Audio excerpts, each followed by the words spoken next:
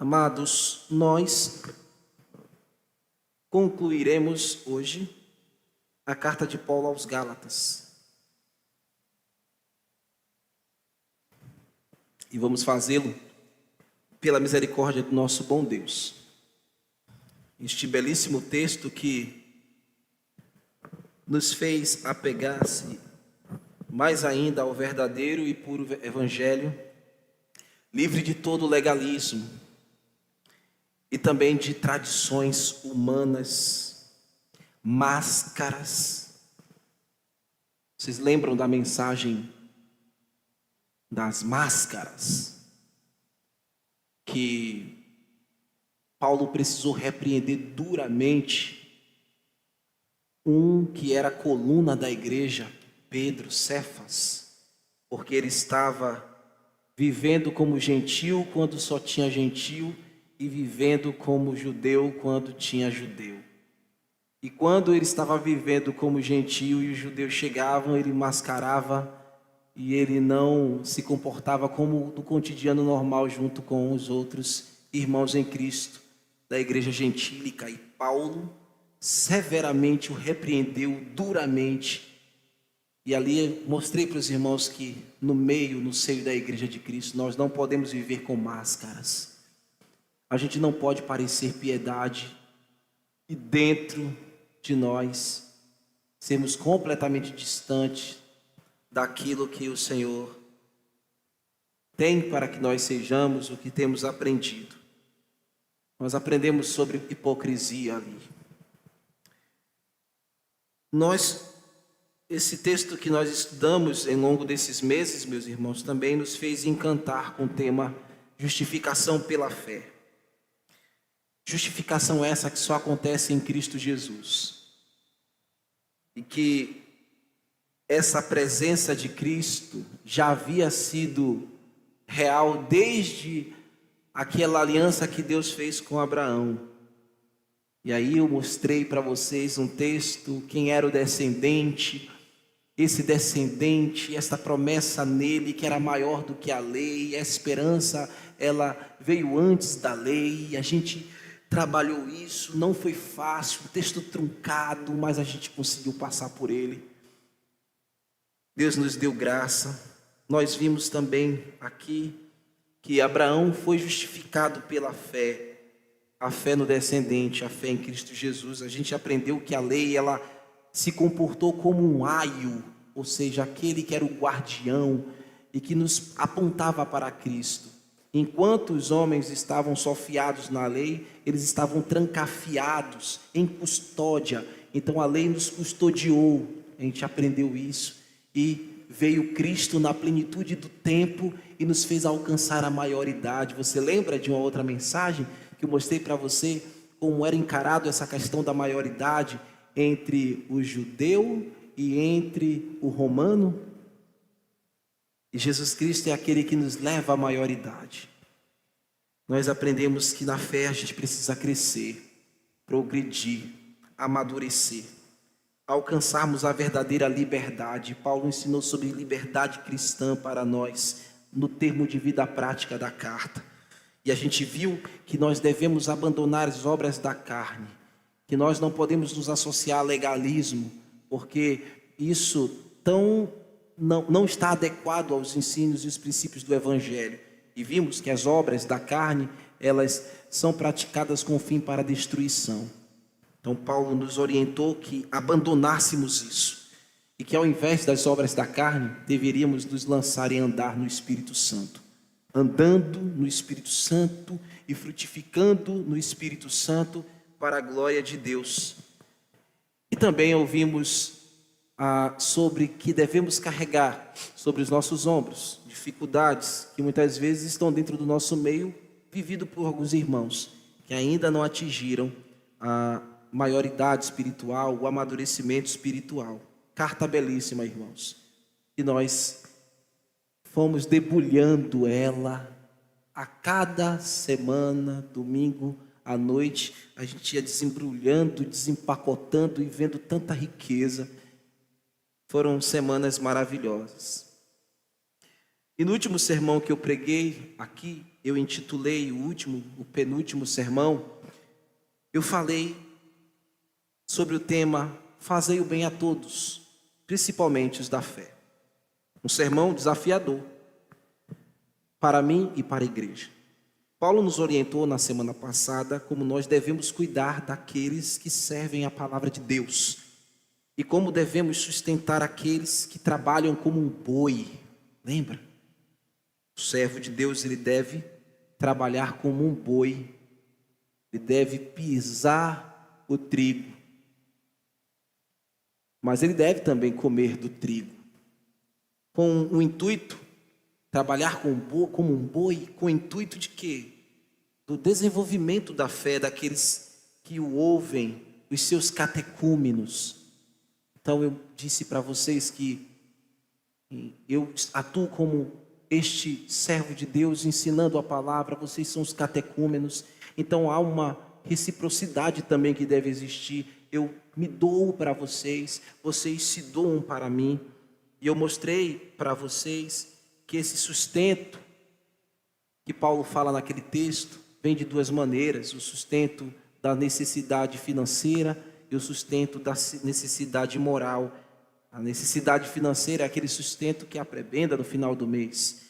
E a palavra de carinho, de amor, de motivação é o efeito moral que as ovelhas têm. E na semana seguinte eu recebi tanto carinho de vocês, mensagens, palavras de afago. Estou contigo, pastor, vamos lá, força, ânimo. Alguns até preocupados se eu estava passando mal.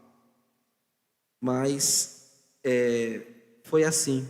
E eu dei o testemunho aqui para vocês que essa igreja tem no seu pastor o testemunho de que pode andar de cabeça erguida. Como eu disse, eu repito, estou muito feliz em trabalhar nessa igreja, em ser servo do Senhor aqui, trabalhar ao lado de vocês. Graças a Deus vocês têm cumprido essa parte. Vocês têm sustentado a minha família com esses dois caminhos. Há o sustento financeiro, há também o sustento moral. E vocês podem caminhar de cabeças erguidas. Mas eu disse também naquele sermão que infelizmente essa não é a realidade para muitos pastores. Homens que sofrem porque vivem uma ambiência da igreja onde são malquistos, não são bem recebidos, são pisados e trabalham e fazem o seu trabalho com muito labor, mas com dores também. Eu louvo a Deus pela igreja e pastoreio e peço a Deus mais uma vez que conserve o coração de vocês a isso. Lembrei para vocês também que isso de maneira alguma pode inflar não a mim e nem também a nenhum pastor. Nós dedicamos e damos o nosso melhor, a igreja também faz a sua parte e tudo isso Deus deve ser glorificado e nenhum homem exaltado. Amém, irmãos? Então, fica aqui também a minha palavra de agradecimento mais uma vez. E nesse último sermão, nessa última exposição da epístola de Paulo aos Gálatas, o tema é: a cruz de Cristo é a glória do cristão. A cruz de Cristo é a glória do cristão. Então, por gentileza, vamos ficar de pé e vamos a esta última parte da carta, capítulo 6. Vamos ler o versículo 11 ao versículo 18. É o texto que nós iremos meditar. Diz a palavra do nosso bom Deus: vede com que letras grandes vos escrevi de meu próprio punho. Todos os que querem ostentar-se na carne, esses vos constrange a vos circuncidardes somente para não serem perseguidos por causa da cruz de Cristo. Pois nem mesmo aqueles que se deixam circuncidar guardam a lei, antes querem que vos circuncides para se gloriarem na vossa carne. Mas longe esteja de mim gloriar-me, senão na cruz do nosso Senhor Jesus Cristo, pelo qual o mundo está crucificado para mim e eu para o mundo. Pois nem a circuncisão é coisa alguma, nem a incircuncisão, mas o ser nova criatura. E a todos quanto andarem de conformidade com esta regra, paz e misericórdia sejam sobre eles e sobre o Israel de Deus. Quanto ao mais, ninguém me moleste, porque eu trago no corpo as marcas de Jesus. A graça do nosso Senhor Jesus Cristo seja, irmãos, com o vosso espírito. Amém. Vamos orar. Senhor, obrigado por este texto maravilhoso e guia-me, Senhor, na exposição desta última parte, desta preciosa carta, assim como o Senhor vem nos guiando até aqui. Rogamos, Senhor, que o Senhor fale conosco, porque nós viemos, ó Pai, aqui para isso. Não viemos para ouvir o homem, viemos, Senhor, para ser edificados pela Tua santa palavra. Possamos aqui essa noite ser marcados como Paulo e carregar, Senhor, em nós as marcas de Cristo, como nosso irmão Paulo. Para a glória de Cristo, nós oramos. Amém. Podeis assentar.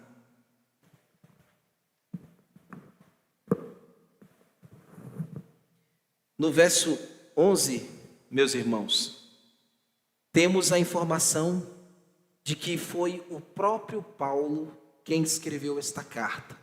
Põe os olhinhos no texto, acompanhem comigo.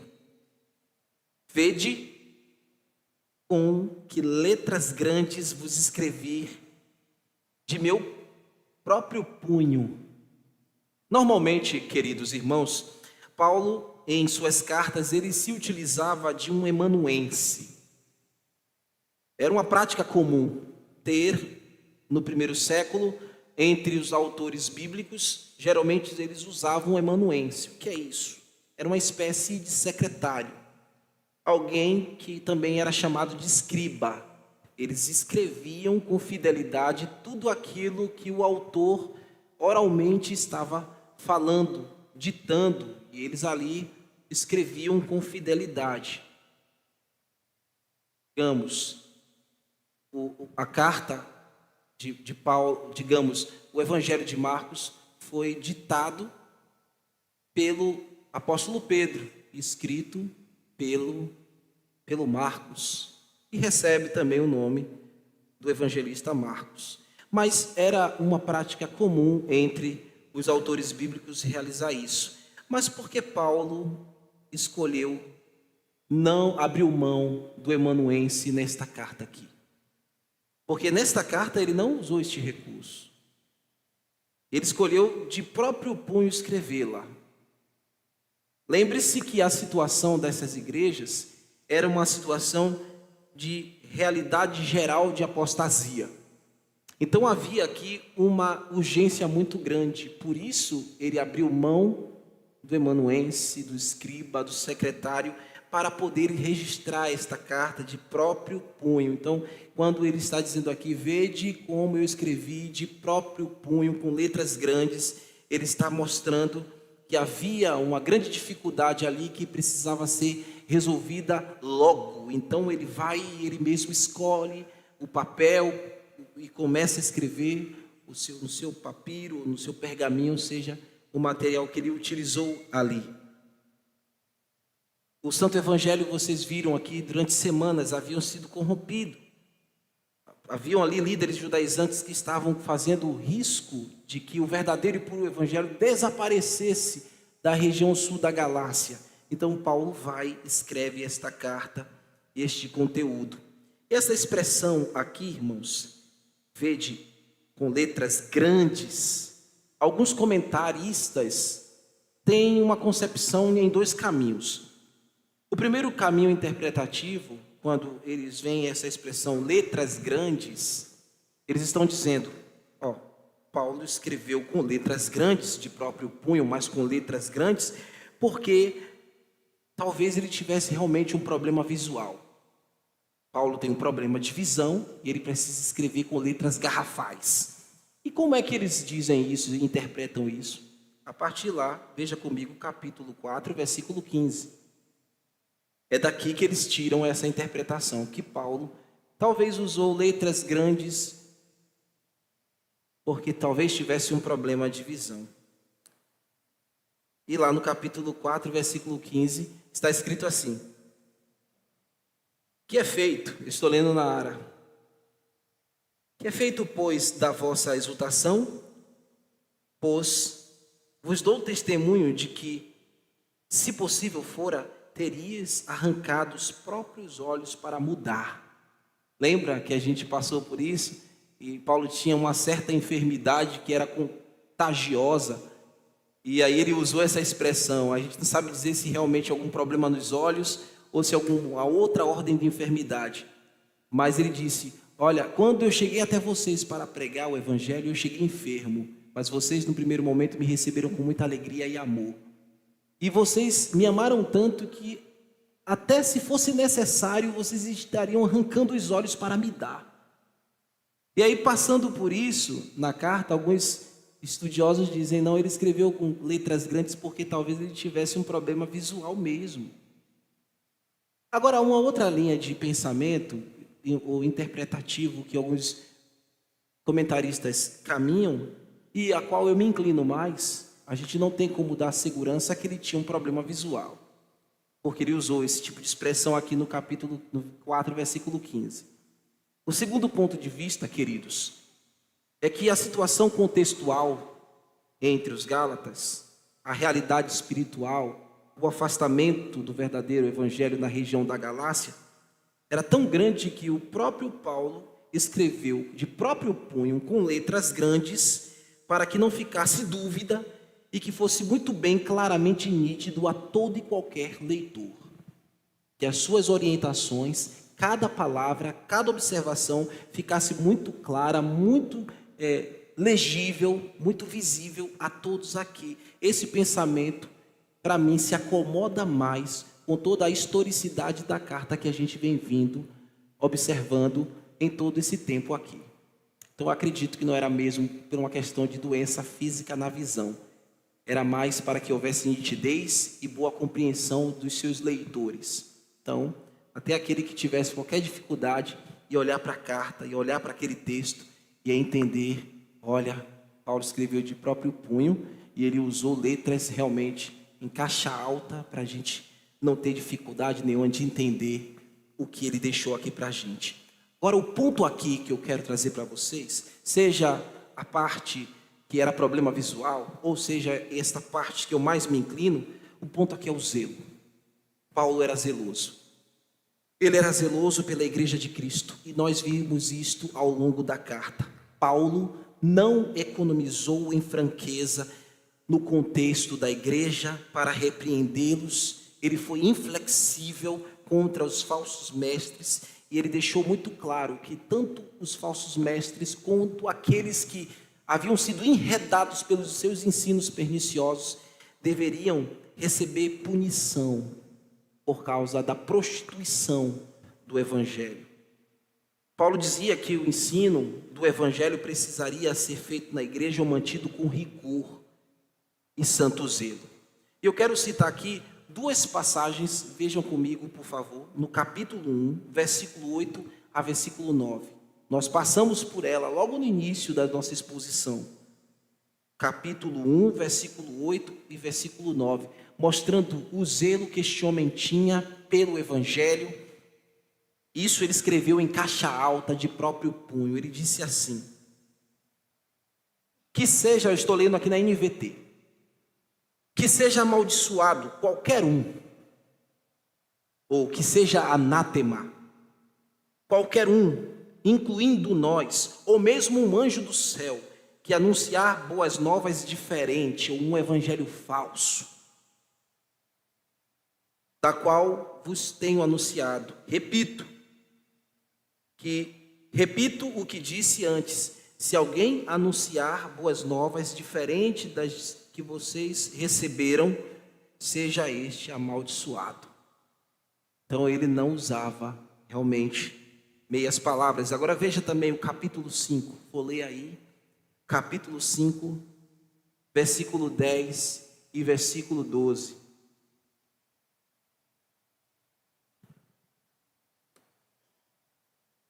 O zelo, irmãos. Paulo fala assim no capítulo 5, versículo 10. Confio que o Senhor vos guardará de crerdes em falsos ensinamentos. Aquele que os perturbar, seja ele quem for, será julgado. Esses sujeitos que vos perturbam deveriam castrar-se a si mesmo.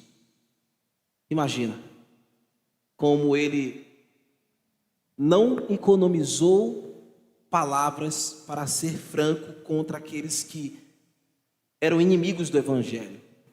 Eles lá diziam, você precisa se circuncidar para ter aliança com Deus. Paulo dizia, esses homens estão ensinando algo que não pertence ao Evangelho, então que eles se castrem logo de vez, não faça só a cirurgia do prepúcio, perca todo o órgão logo. Paulo não usou isto é zelo. Na igreja do Senhor tem que existir zelo, tem que ter os zelosos. Na igreja do Senhor não pode existir os legalistas. O legalismo na igreja faz a igreja enfermar.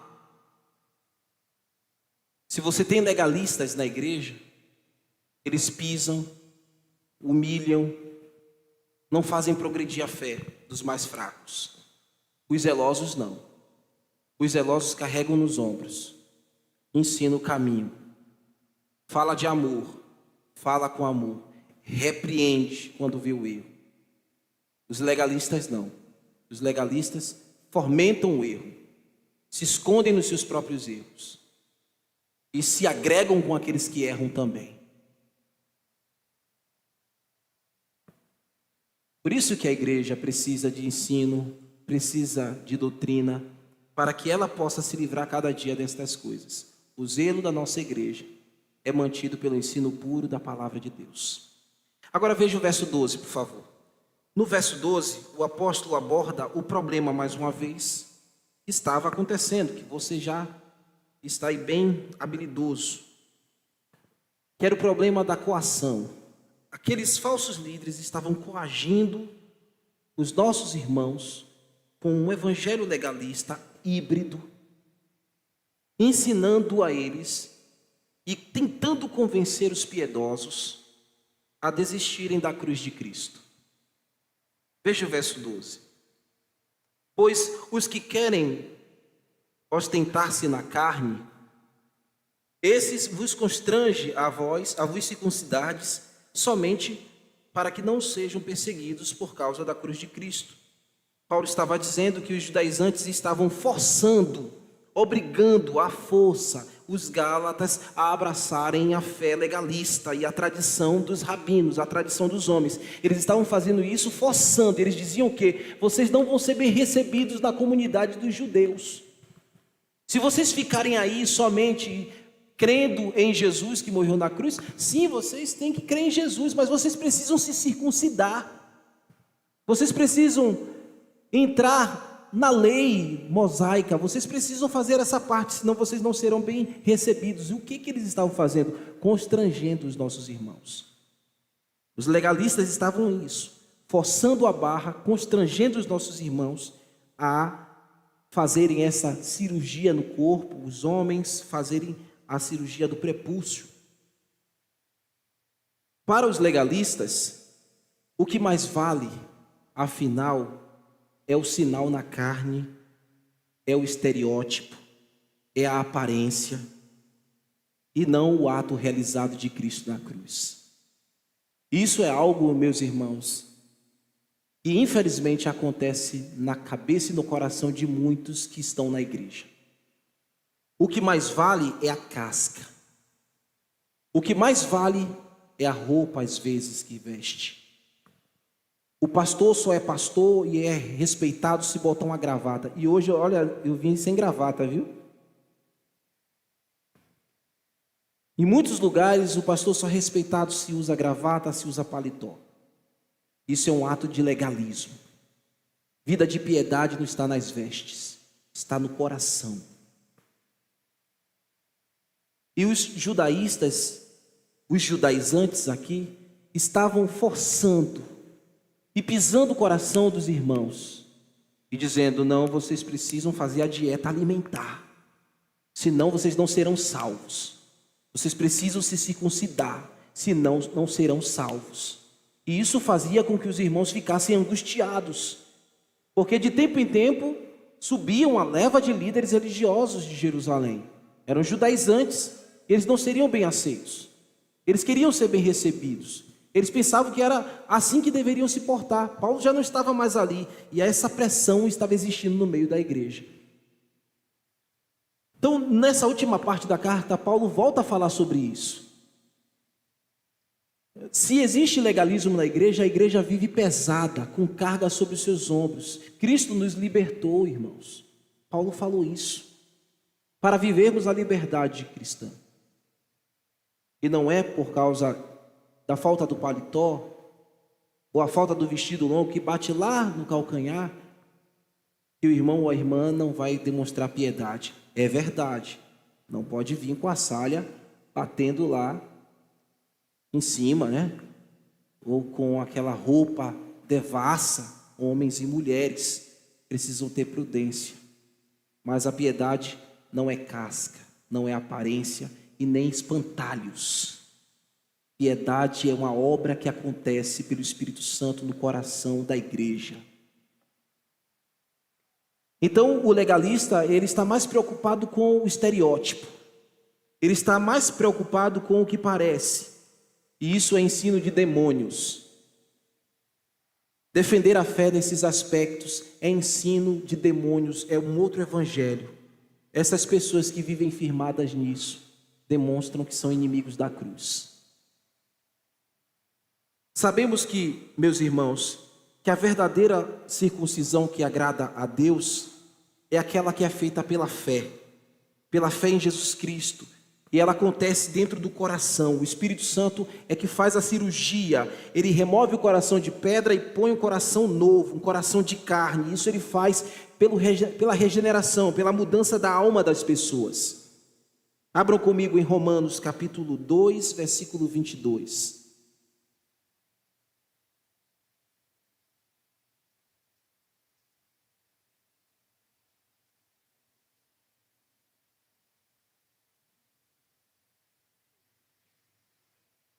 Romanos capítulo 2, versículo 29. Lembra que eu disse que Gálatas tem que ser lido sempre espelhado com Romanos? Olha o que Paulo fala em Romanos 2, 29. Eu estou lendo na NVT. Judeu verdadeiro é quem o é no íntimo. Servo de Deus verdadeiro é aquele que foi atingido em cheio no peito, na alma, no espírito. Judeu verdadeiro não é aquele que é circuncidado na carne, é aquele que recebeu o milagre aqui dentro. Ele diz: judeu verdadeiro é quem é no íntimo, e circuncisão verdadeira é a do coração, feita pelo Espírito Santo, e não pela letra, pela lei, não é pelo legalismo.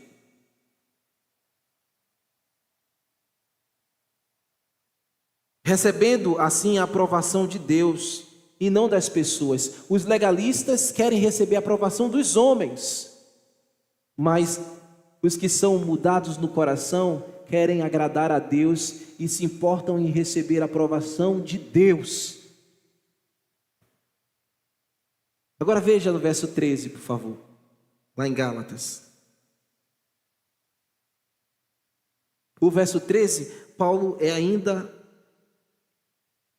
Ele vai falar que, ainda que aqueles homens, os judaizantes, exigissem que os nossos irmãos praticassem as obras da lei, os ritos da lei, nem eles mesmos que exigiam, eles mesmos não praticavam.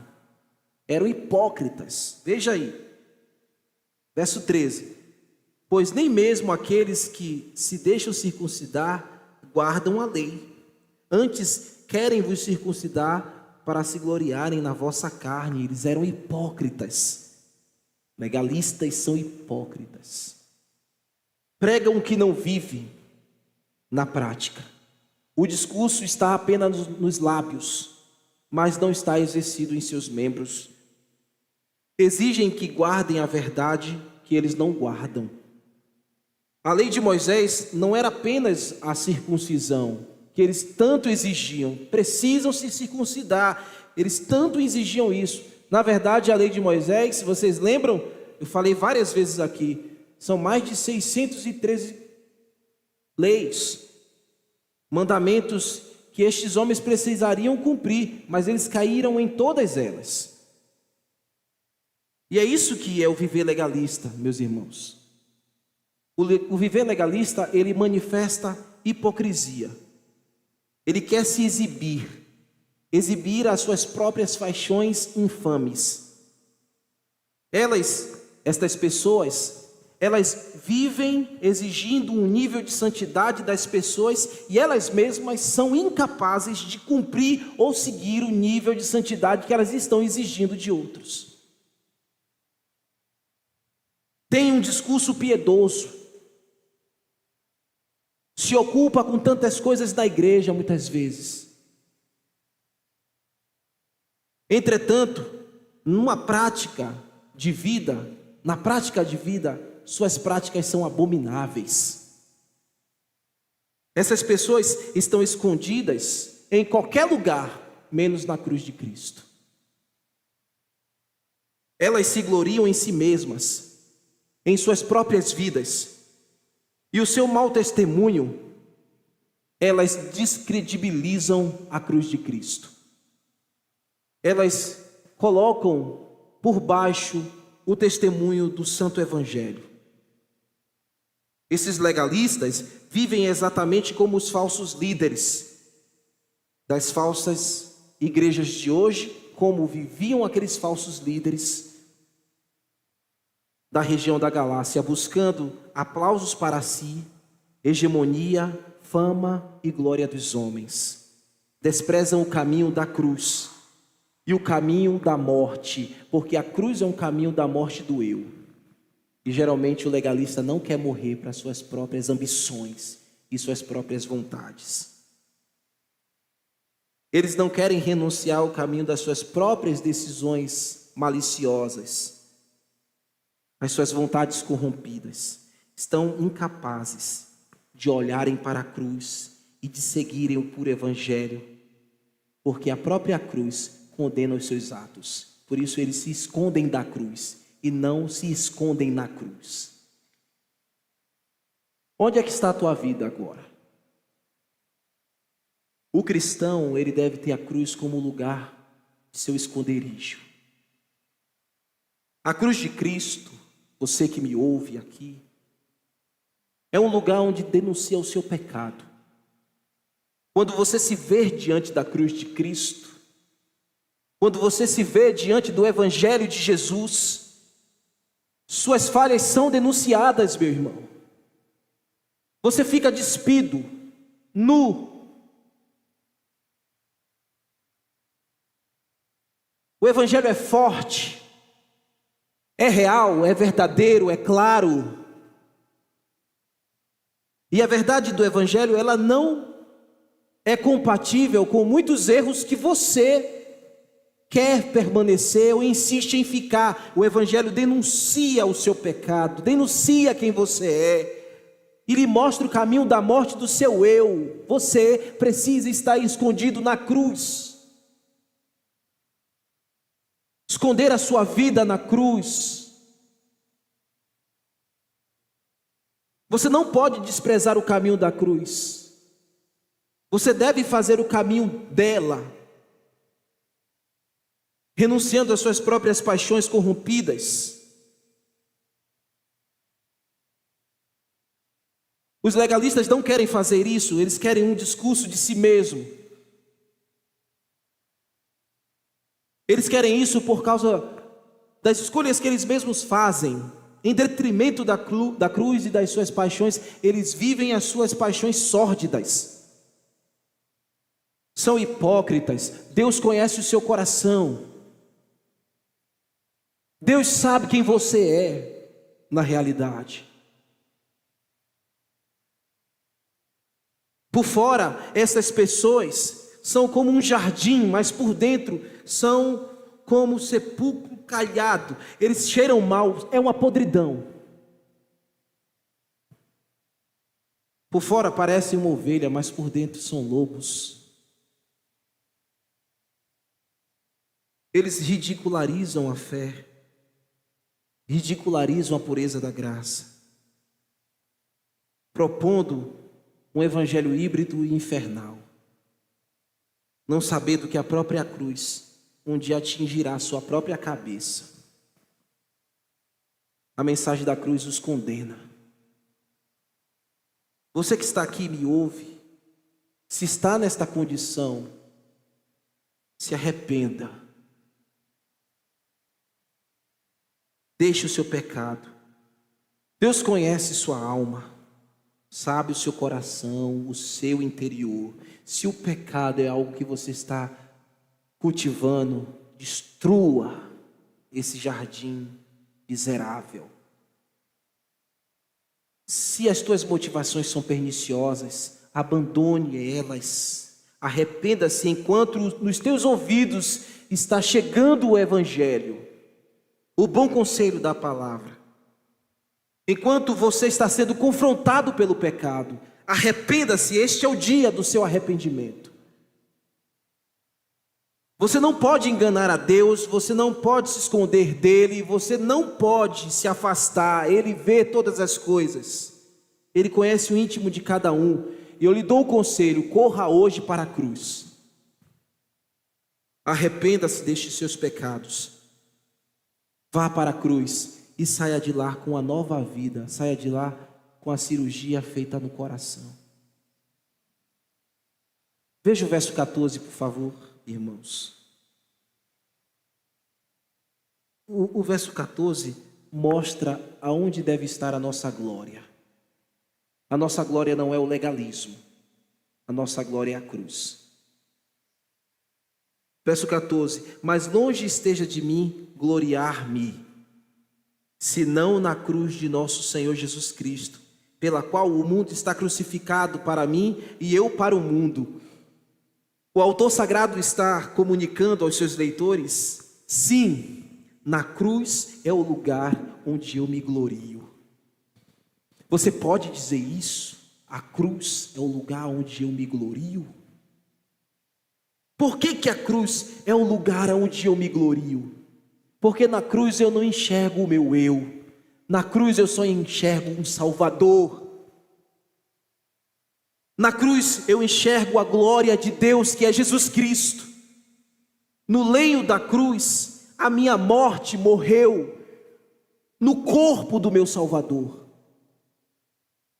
Os meus pecados foram vencidos por Ele. Na cruz eu me vejo, eu me sinto, eu me agarro, eu tenho certeza de que eu fui perdoado. Na cruz eu me vejo sarado das minhas enfermidades mortais. A cruz é o lugar da nossa glória, porque foi ali que Cristo venceu tudo para mim e para você. O mundo e as suas paixões já não tem mais sentido nenhum para mim quando eu estou de frente à cruz e contemplando o meu Salvador. Na cruz eu me glorio, a cruz é o meu lugar, a cruz é o seu lugar, a cruz é o lugar de todo redimido. É ali, aos pés da cruz, onde nós somos fortalecidos, onde a nossa fé é restaurada. A cruz é um lugar que nós devemos sempre fazer, é um caminho que a fé sempre nos propõe. Qual foi o último dia que você foi lá? Qual foi o último dia que você se curvou, chorou os seus pecados, arrependeu-se e voltou de lá aliviado? A cruz é o caminho de todo cristão. Quando chegamos na cruz, queremos ficar ali, porque na cruz nos sentimos seguros. Na cruz de Jesus Cristo não há medo, não há desespero. Na cruz de Cristo há glória. E Paulo está dizendo: eu não faço como esses falsos líderes que apedrejam a cruz. Eu me escondo nela, é na cruz que eu me glorio. E ele está chamando os seus irmãos a irem com ele para a cruz e se gloriarem na beleza de Cristo. Sim, Isaías disse que quando olhamos para ele não víamos beleza e formosura. Quando ele falava isso, é porque ele recebeu toda a nossa condenação e ele foi realmente dilacerado. Não havia beleza nesse sentido, mas há a beleza do perdão, da graça, da justificação, da vida eterna que procede deste ato na cruz, onde nós nos gloriamos, irmãos. E a cruz é o símbolo que o Senhor nos deixou, não para ser um amuleto, mas para encorajar a nossa fé. É o lenho da cruz, meus irmãos, que deve ser o nosso prazer. A cruz nos ensina a vencer o mundo. A cruz nos ensina a não sermos mais seduzidos pelas paixões deste mundo. Então, a mensagem da cruz é o evangelho verdadeiro. Paulo está dizendo que o cristão, ele não pode se envergonhar da cruz, ele não pode se envergonhar do evangelho, ele deve louvar e orgulhar-se deste evangelho que lhe salvou. Ele deve se orgulhar daquele que foi dependurado e com o seu sangue lavou os seus pecados. Você só pode dizer que é um homem livre, perdoado, porque um dia Jesus Cristo foi à cruz, morreu e verteu o seu sangue no seu lugar. 1 Coríntios capítulo 1, versículo 18.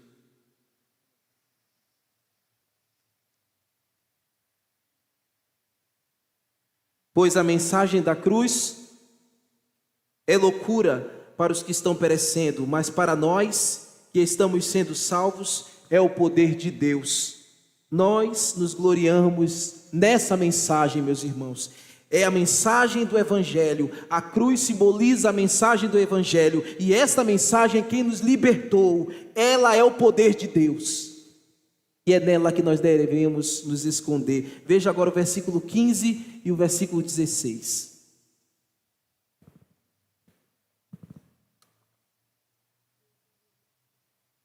O que você precisa? Você precisa ir para a cruz e se esconder nela. Paulo diz, aqui nos versos 15 e 16, o que realmente importa mesmo é o novo nascimento, onde o verdadeiro cristão torna-se Israel de Deus e vive regido neste princípio. Veja aí comigo. Pois nem a circuncisão é coisa alguma, nem a incircuncisão, mas o ser nova criatura. A circuncisão, que era a cirurgia no órgão masculino, a cirurgia do prepúcio, marcava ali que ele estava sendo iniciado na religião do judaísmo. E isso para o legalista e para o judaizante era algo pontual. Era o louvor deles, não era a cruz. No meio da igreja, existem muitas coisas no campo do legalismo que muitas pessoas querem estampar elas como se fosse o prêmio, como se fosse aquilo que realmente distingue o verdadeiro cristão. Mas Paulo está dizendo aqui, não são estas coisas legalistas que distinguem o verdadeiro cristão. O que vale mesmo é o novo nascimento, é o nascer de novo. Você nasceu de novo, o que vale é isso. E quem te faz nascer de novo é crer naquele que morreu na cruz, é crer em Jesus. O que vale é o novo nascimento. Não são práticas históricas, não são práticas legalistas. Muitas coisas perdem a sua força com o tempo. Isso aqui também vale para nós, porque às vezes a gente fica num saudosismo terrível. A igreja foi assim, aquele tempo que a gente fazia passou, irmãos. Muitas coisas não vão voltar. A gente fazia assim, dessa maneira. A leitura do tempo é outra, os anos são outros. Existem algumas coisas que a gente consegue resgatar, adaptar e viver nesse tempo de hoje? Sim, mas não são todas. E às vezes a gente fica nesse saudosismo e coloca isso como um espantalho e acha que Deus só vai se mover pela igreja dessa maneira. Paulo está dizendo aos Gálatas que isso é o que é valor. O que é valor para mim e para você é o nascer de novo. O que vale, essencialmente, não é o sinal da cirurgia do prepúcio, Paulo está dizendo. O que vale é o que aconteceu na alma, no coração, no espírito. A obra que o Espírito Santo fez em você. Você tem dado valor a isso? Aí eu quero lhe perguntar. As teimosias que você insiste. Quando você coloca na balança e insiste em ficar com a teimosia, que valor é esse, a cirurgia que aconteceu aqui que você está dando? Paulo quer que os irmãos coloquem essas coisas na balança. Então você precisa colocar aspectos da sua vida e considerar o que vale mesmo. É o novo homem, é o nascer de novo. Eu não posso viver com o comportamento do homem velho. Eu não posso viver com os pensamentos do homem velho. Eu não posso viver com as mesmas queixas do homem velho. Eu tenho que viver é o homem novo que na cruz nasceu. Largue a sua teimosia, por favor. Abandone isso. Então Paulo está dizendo, o que vale mesmo é o sinal que acontece no coração. E quem crê assim neste ato que Jesus fez na cruz, viverá em paz, viverá em estado de misericórdia, porque Cristo, o Cordeiro Santo de Deus imolado na cruz, é a salvação de todo que crê. Abram, por favor, 2 Coríntios capítulo 5. 2 Coríntios capítulo 5, versículos 17 ao versículo 21.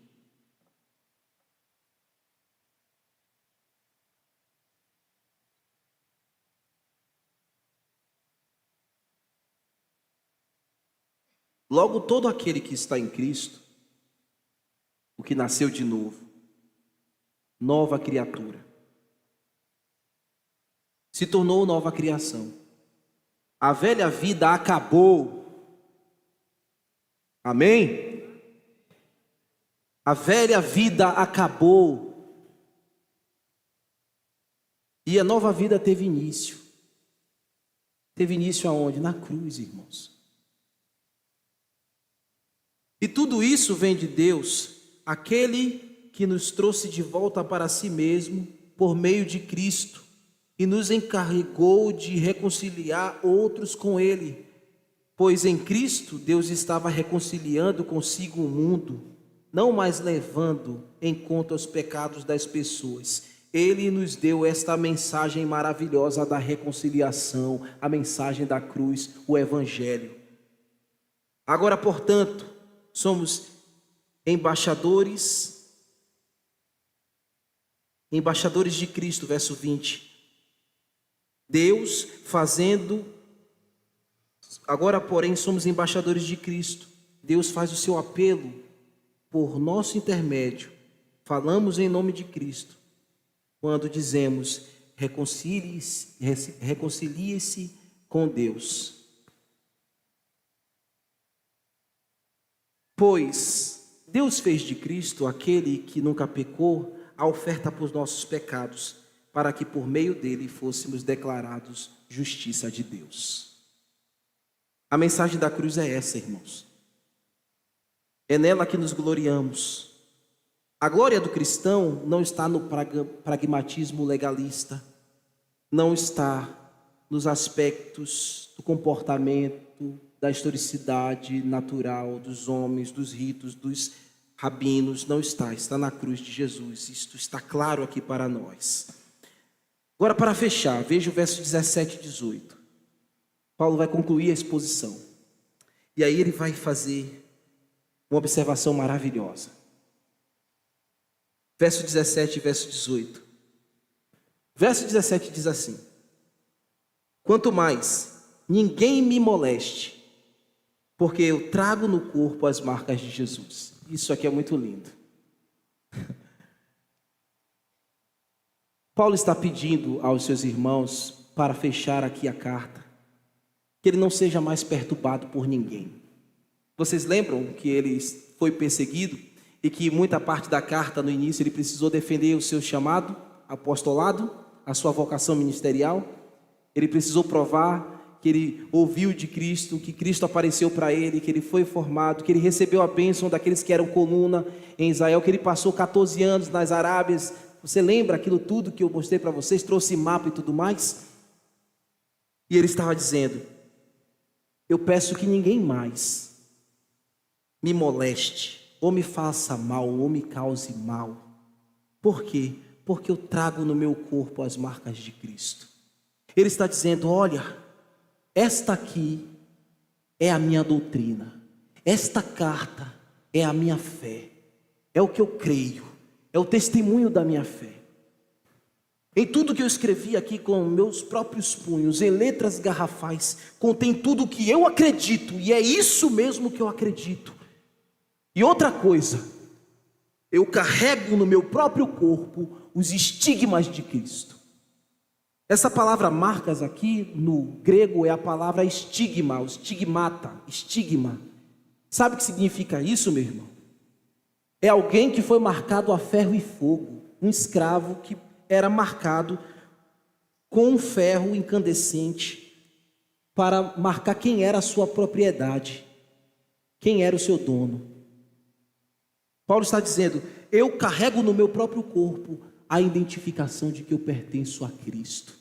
Não somente o que eu escrevi, mas a minha própria vida, o meu próprio corpo carrega isso. Eu sou escravo de Jesus Cristo. Eu pertenço a Ele, eu sou o seu servo, ninguém mais me amole por isso. O que eu trago com isso para mim, meus irmãos, e para vocês? Vocês precisam ser marcados pelo estigma de Cristo. Nesta vida, você precisa ser marcado pelo ferro e pelo fogo de Deus,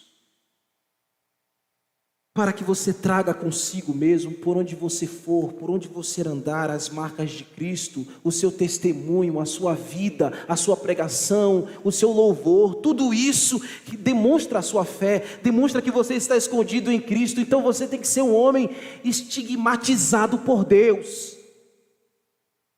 Você tem que ter as estigmas de Cristo, as marcas de Jesus, indelével no seu corpo. E quem faz isso? O Evangelho. Quanto mais você mergulha na palavra, no Evangelho, na verdade da cruz, mais estas marcas vão se tornando mais aparentes na sua vida, ou seja, seu comportamento vai se tornando muito mais parecido com o de Cristo a cada dia. Então você é a caricatura de Cristo onde você anda. Carregue essas cicatrizes no seu corpo. Seja marcado e reconhecido e demonstre que isso é a sua fé. Não tenha vergonha, não tenha medo. E possa dizer isso como Paulo disse: ninguém mais me perturbe, esta é minha fé, eu não abro mão dela, eu não abro mão da cruz, eu não abro mão do Evangelho, eu não abro mão da justificação em Cristo Jesus, eu não abro mão da mudança da minha alma, do novo nascimento. Eu sou de Cristo, sou escravo de Cristo e vivo por Ele até o fim.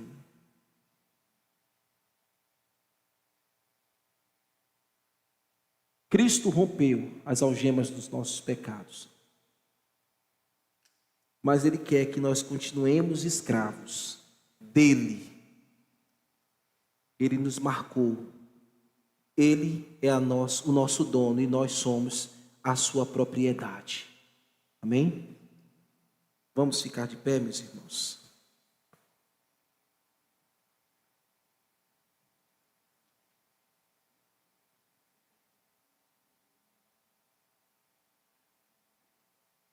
Em Cristo Jesus, vocês foram crucificados, circuncidados no coração.